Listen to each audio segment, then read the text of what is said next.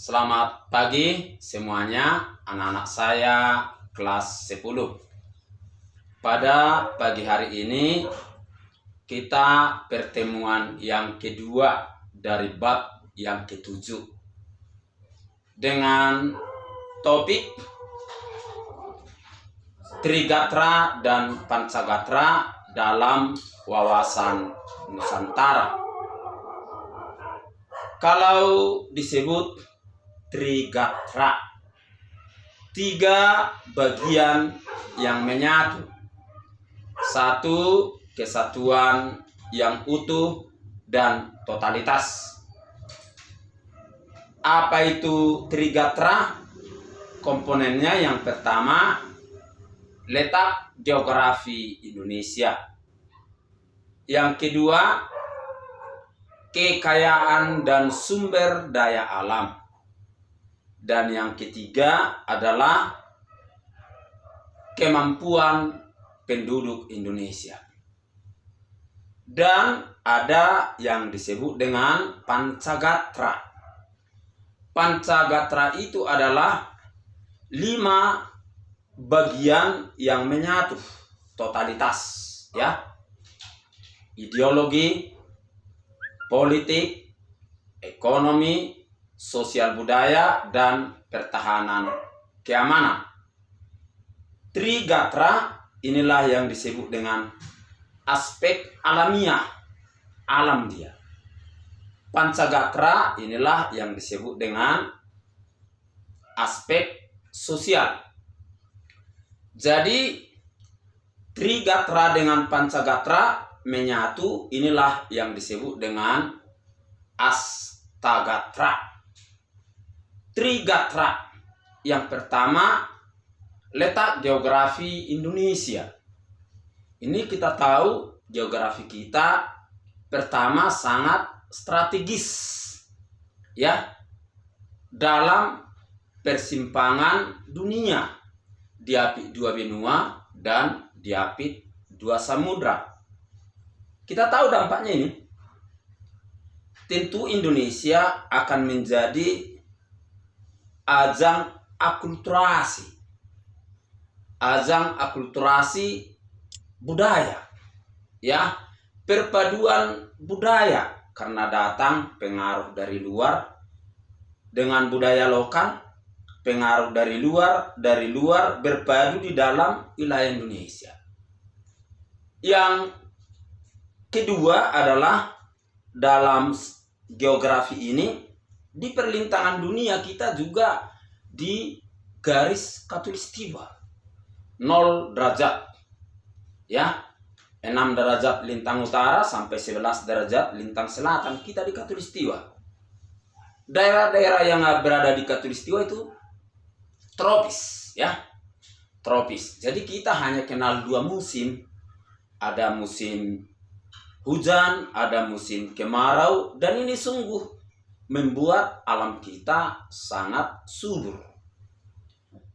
Yang kedua dalam Trigatra itu adalah kekayaan alam. Ya, kekayaan alam kita sungguh melimpah. Ada kekayaan yang dapat diperbaharui, ada kekayaan yang tidak dapat diperbaharui.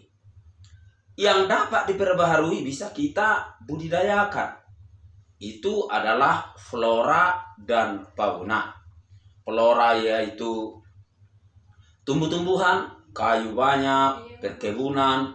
Fauna yaitu hewan-hewan, baik di darat maupun di laut, ikan dan terumbu karang. Dan yang tidak dapat diperbaharui itulah mineral, batu bara, minyak bumi, gas. Ini tidak bisa diperbaharui. Jadi harus kita rawat dan jaga. Dan kekayaan alam ini, ya, kita harus kelola dengan berajaskan manfaat, berajaskan lestari, dan berajaskan berdaya saing. Kita jaga jangan habis, bermanfaat buat penduduk Indonesia yang 270 juta dan tentu bisa berdaya saing dengan luar negeri. Penduduk Indonesia, coba kita bayangkan, ya, yang 270 juta ini ada hal yang perlu diperhatikan di sini. Masalah jumlah, sebenarnya jumlah penduduk itu bukan beban, tapi bisa beban. Dia beban kalau memang SDM-nya ya tidak tinggi. Tapi kalau SDM-nya tinggi, coba kita bayangkan 270 juta punya SDM yang sangat hebat, ya ini modal yang sangat besar untuk pembangunan. Baru komposisinya, susunannya, ya tentu ini banyakkan di angkatan kerja ketimbang tanggungan, ya. Baru Pancagatra. Itulah tadi yang 5 itu ada ideologi. Ideologi ini jelas kita ideologi Pancasila. Sekarang bagaimana ideologi Pancasila ini bisa memang jadi penuntun Indonesia, ya. Jangan lagi dipermasalahkan sebenarnya ideologi Pancasila ini. Hanya bagaimana pengamalannya, bagaimana aktualisasinya dalam kehidupan berbangsa dan bernegara ini yang akan kita kawal. Jangan ada gerakan-gerakan, jangan ada kelompok-kelompok yang belum lagi menerima Pancasila itu sebagai ajas dasar dan falsafah negara. Politik, kalau dikatakan politik, apa politik itu? Politik ini adalah upaya bagaimana kiat cara pemerintah untuk menjalankan kekuasaan ini. Ya, untuk menjalankan pemerintahan ini. Ini politik. Bagaimana pemerintah rakyat terdapat hubungan yang sinergi. Ya, hubungan yang sangat bermanfaat. Jangan ada misalnya lagi yang menantang pemerintah, ada gerakan ini ya yang tidak mengakui pemerintah. Ini demokrasi kita nanti tidak bermutu. Toh sekarang politik kita terus berkembang, ya. Waktu Bapak dulu sekolah seperti kalian, ya presiden itu bukan rakyat memilih, tapi itu dulu dipilih MPR. Bupati itu juga dipilih DPRD, gubernur itu dipilih DPRD. Sekarang udah kita memilih, sudah rakyat. Demokrasi kita sudah semakin berkembang dalam bidang politik. Ekonomi, kalau dalam ekonomi ini, ya yang harus kita upayakan bagaimana sebenarnya ekonomi Indonesia ini dicipta mensejahterakan rakyatnya. Dihilangkan jurang yang tinggi, kesenjangan yang tinggi antara yang kaya dengan yang miskin itu dihilangkan. Ekonomi yang mensejahterakan rakyat, dan inilah yang disebut dengan ekonomi kerakyatan itu. Sosial budaya kita kaya budaya, kaya etnis, kaya ras, kaya ya keanekaragaman kita. Plusnya Indonesia ini negara termasuk 3 besar yang sangat majemuk di Indonesia dengan budayanya yang kaya. Ini kita pertahankan. Sekarang jangan ada saling friksi atau pergesekan di antara suku-suku bangsa, tetapi semuanya terjadi hubungan yang harmonis. Baru yang terakhir, pertahanan keamanan. Pertahanan itu ranah tentara, TNI. Keamanan itu ranah daripada polisi. Jadi keamanan itu yang terjadi di antara sesama kita dan mengancam ya keselamatan pribadi-pribadi, keselamatan hak-hak individu ya yang bisa mempengaruhi secara nasional. Itu keamanan.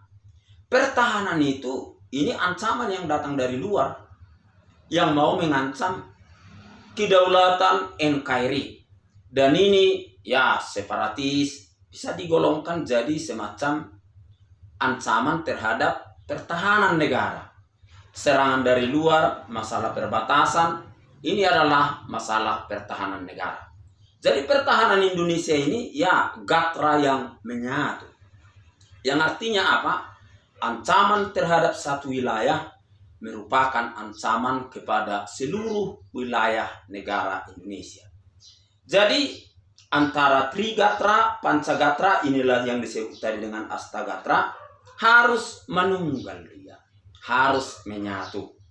Ya, masalah Ipolexos Buthankam sangat berkaitan dengan masalah geografi Indonesia, kekayaan alam, dan penduduk.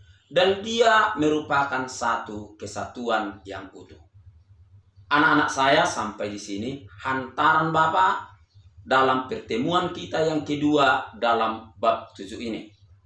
Selamat pagi dan salam sehat semuanya untuk anak-anak saya sekalian. Materi bisa dilihat di Quiver dan saya share lewat grup WA. Terima kasih.